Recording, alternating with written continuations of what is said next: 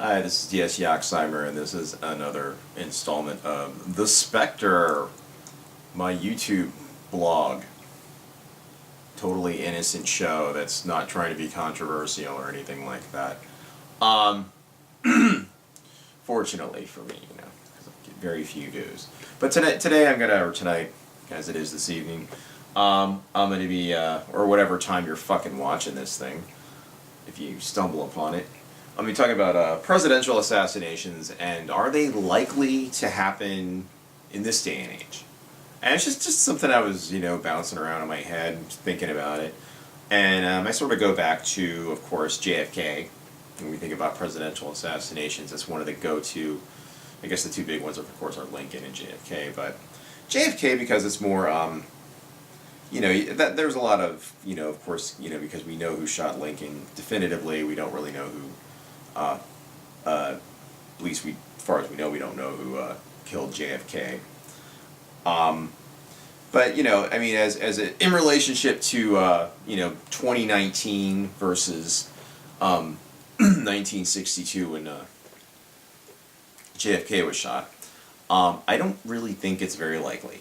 And I'm not saying a lot of people think about it because the current president, who shall remain nameless in this video, if I haven't named him yet, is very polarizing. So people think, but we've had, Obama was very controversial and he was a target as well, and he made it through, 8 years without at least anybody actually shooting at him or anything like that. But there were threats against him, and I think the White House was actually shot at once, as it was later discovered.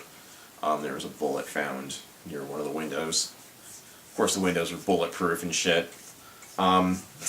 So, which is when I'm going back to why it's kind of unlikely, or why it would be far more difficult in this day and age to assassinate the president than it was, of course, back in the early 60s.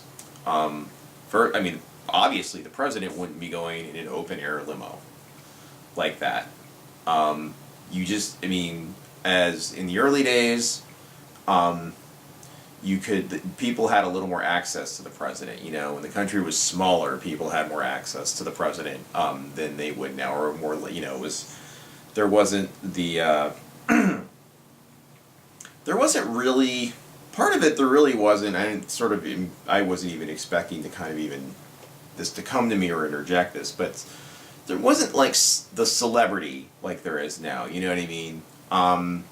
Being the president now, you're the most famous person in the world, so you have to have a lot of security. And of course, it was very dangerous to be the president when you were George Washington, no doubt.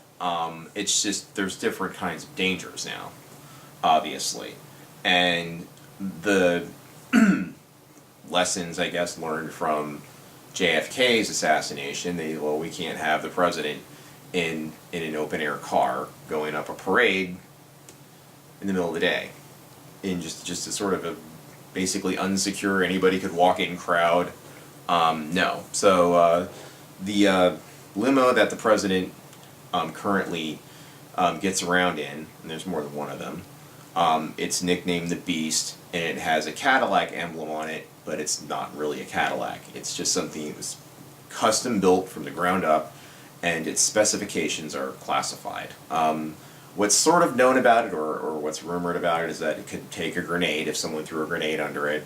If you've seen the doors and stuff like that, so you ever see the door opened on the presidential limo, you know it's very thick glass, so that's a very fortified vehicle.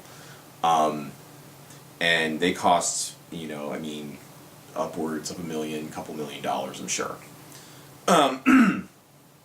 So that's why. The president just basically, you don't see the president out in public without there being, a lot of, everybody in the crowd is being checked. You can't get near the president in this day and age. You know what I mean? And I'm sure, Donald Trump has, he doesn't just let anybody, he doesn't even let the press into the White House if he doesn't like them. So I don't think he likes to go to a lot of venues where he might be speaking, or a rally where there are protesters, and I don't, or people who, some loons that might want to harm him. Man, I mean, I don't like Donald Trump either. A lot of other people, don't care for him, but he is the president. I mean, that's the way it is. I don't like him, but hey, life isn't fair. But I mean, but there's some extremist wackos out there that would, want to do that, And I didn't like Donald Trump before he was president, and I don't like him now. But I mean, I don't understand the fervor that would, take for someone to go to such extremes. Any more than I, understand why people support him, but that's another story. So, with that said, I mean, yeah, the president seems to, I mean, I don't know really much about it, of course, because it's all very top secret shit, but, it's very difficult to become a Secret Service agent. You're heavily vetted. I think it's harder to become a Secret Service agent than it is to become president, probably. Easily. I think that for certain. It seems to me. Because I don't think Donald Trump could pass the tests and whatever you have to do to go through the academy or whatever it is that Secret Service agents do to become agents. But that guard the president specifically. But yeah, in this day and age, the thing is, the people that could do that would have the capability of doing it, like somebody within the government, let's say some, just lockbox of people who are only answered to themselves that are going to plot to do it in the CIA, something like that. I don't think it would be in the interest of people of that capability to do that. So, I think that's kind of where I'm going with that, and it's just like sort of a common sense conclusion I've come to about it.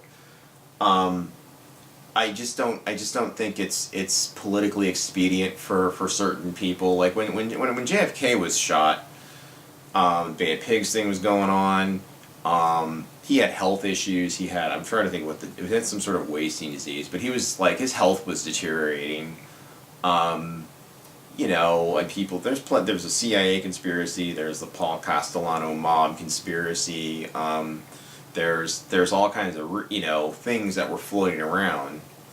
But back then it was easier to pull something like that off. These days, it would be something tantamount to, like, perpetrating a heist on, like, Fort Knox or trying to, like infiltrate Area 51 or break in or something like that. Like somebody who would, a group of people or something that would have the capability of pulling off something just monumentally crazy like that. I mean, that's probably what it would take. I just don't think you can. I think the reason the president is we haven't seen any like really attempts or anything like that is because it's a fucking stupid idea. You're even if you try to, let's say you got a bullet off or a round, you're fucked forever. So it's dumb. So you're pretty much a wacko or nuts if you do it. And as I said, I think the people who are of the capability of doing it and pulling it off, I just don't think it's in their interest to do it, because the president's there from 4 to 8 years, so they come and go, and it would only sort of maybe turn them into maybe a martyr in the eyes of, let's say, a foreign government that would want to do that, and they did have the capability of taking out the president. So I think that's really why it hasn't happened. I just don't think that they don't yield the results that I think a lot of those interested parties would want. You know what I mean? It's just I guess that would be my most. I mean, I know it's kind of a vague conclusion, but not knowing. Because I don't know a lot of intimate things about the world of power. I mean, I'm not someone. I didn't go through Skull and Bones, and I've never been on a Bilderberg group meeting, so I don't know. But it's I just don't really think something like that could happen. in this day and age. I'm interested in what thoughts, theories you might have. Feel free to leave your theories, comments below. This is another edition of The Spectre.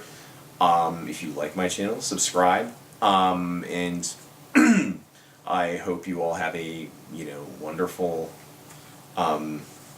rest of the, well, if you're living in the Northeast, blizzard week, as we are having. So, I am out.